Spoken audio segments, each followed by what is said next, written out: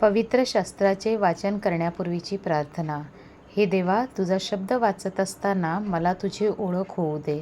तुझे प्रेम व तुझे स्मरण रोजच्या जीवनात होण्यासाठी तू मला मदत कर. तुझा पवित्र शब्द माझ्या जीवनासाठी कशाप्रकारे मी लागू करावा याची समज दे. हे पवित्र आत्म्या, माझ्यातील अज्ञान दूर कर. माझ्या कुटुंबात आणि या जगात हा पवित्र शब्द वाचत असताना तुझ्याविषयी व इतरांविषयी माझ्या हृदयात प्रेम प्रज्वलित कर. आमेन. मंगळवार, तारीख 17 मार्च. पहिले वाचन यहजेकेल 47 ओवी 1-9 आणि 12. देवदूताने मला मंदिराच्या द्वाराकडे परत नेले.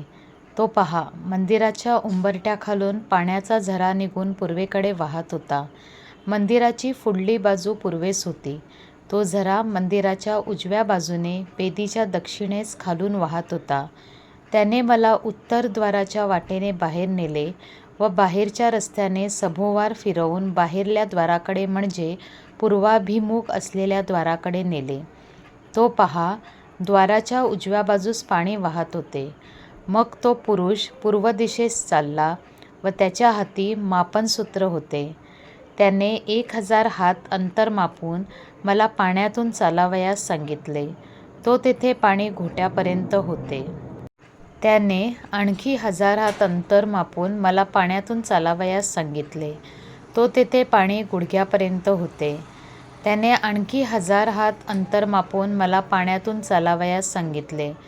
तो तेथे पाणी कमरेपर्यंत होते. त्याने आणखी 1000 हात अंतर मापले.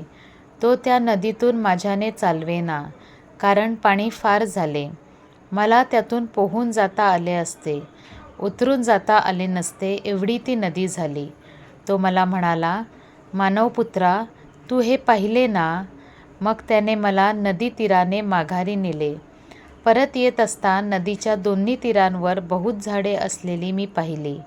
तो मला म्हणाला, हे पाणी पूर्व प्रदेशांकडे वाहत जाते आणि तेथून अराबात उतरून समुद्राकडे जाते. ही नदी समुद्रास मिळून त्याचे पाणी निर्दोष होते.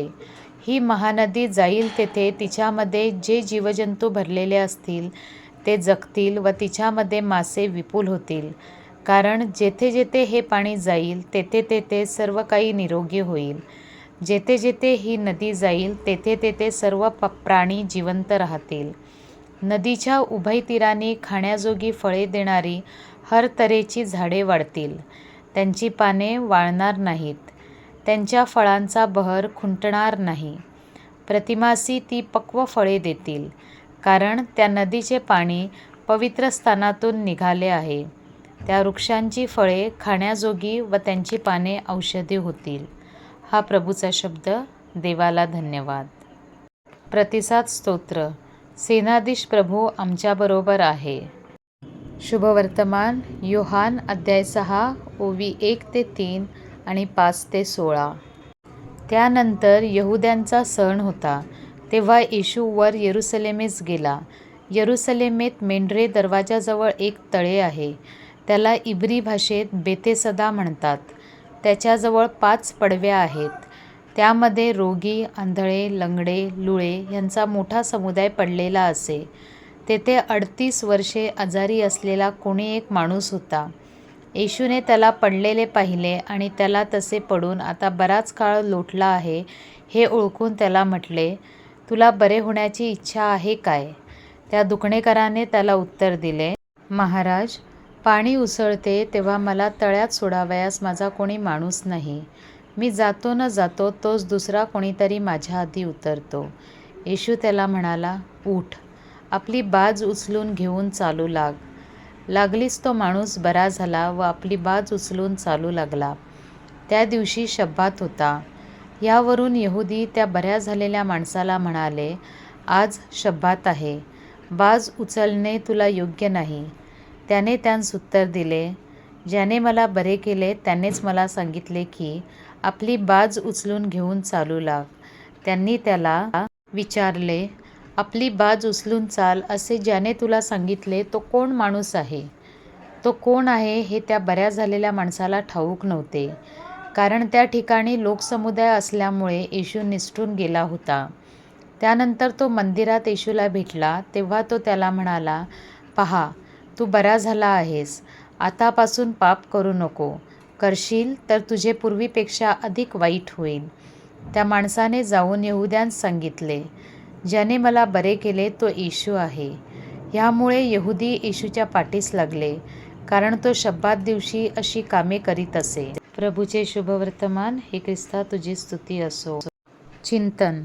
मंदिरातून म्हणजेच पवित्र स्थानातून वाहत असलेल्या कृपेचा झरा सर्वांना निरोगी व फलदायी बनवितो, असा संदेश आजचे पहिले वाचन देत आहे. बेतसेदा तळ्यातील झरासुद्धा उफाळून वर आल्यावर त्यामध्ये योग्य वेळी उतरणाऱ्या माणसांना आरोग्यदान प्रदान करीत होता. मात्र 38 वर्षे पंगू असलेल्या माणसाला त्यात उतरता येत नव्हते.